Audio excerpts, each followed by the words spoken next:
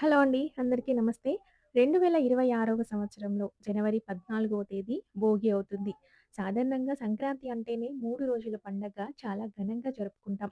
ప్రతి పండుగకి ఒక విశిష్టత ఉంటుంది. భోగి రోజు అందరూ భోగి మంటలు వేసుకుంటారు. అలాగే చిన్న పిల్లలు ఉన్నవాళ్ళైతే వారికి భోగి పళ్ళను పోస్తారు. వారి మీద ఉన్న నరదృష్టి తొలగిపోవడానికి, గ్రహదోషాలు తొలగిపోవడానికి ఈ భోగి పళ్ళను పోస్తారు. అయితే ఈ వీడియోలో మనం భోగి పళ్ళు ఏ వయసు పిల్లలకి పోయాలి? ఆ భోగి పళ్ళలో ఏమేం కలపాలి? ఏ సమయంలో భోగి పళ్ళను పోయాలి? అసలు ఎందుకు భోగి పళ్ళు పోయాలి? అనేది క్లియర్‌గా ఈ వీడియోలో తెలుసుకుందాం.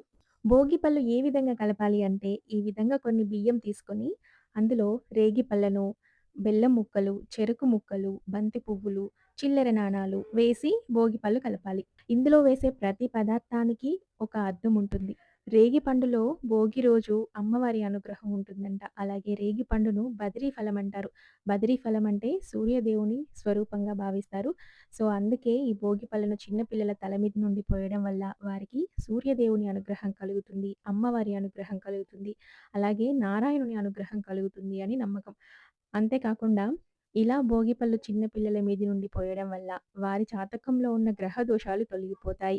వారి మీద ఉన్న నరదృష్టి తొలగిపోతుంది. వారికి ఎలాంటి ఆటంకాలు రాకుండా మంచి అభివృద్ధి వస్తారని నమ్మకం. 5 సంవత్సరాల లోపు పిల్లలకి మాత్రమే భోగిపళ్ళు పోయాలి. అలాగే భోగిపళ్ళు ఎవ్వరైనా పోయొచ్చండి.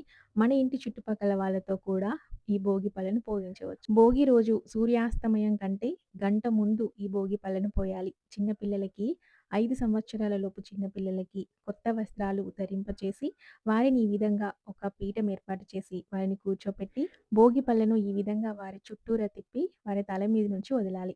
ఈ విధంగా పోయడం వల్ల వారి మీదున్న దృష్టి దోషాలన్నీ తొలగిపోతాయి. వారి జాతకంలో ఉండే గ్రహ దోషాలన్నీ తొలగిపోతాయి. ఇలా భోగి పళ్ళు ఎంతమందైనా పోయొచ్చు.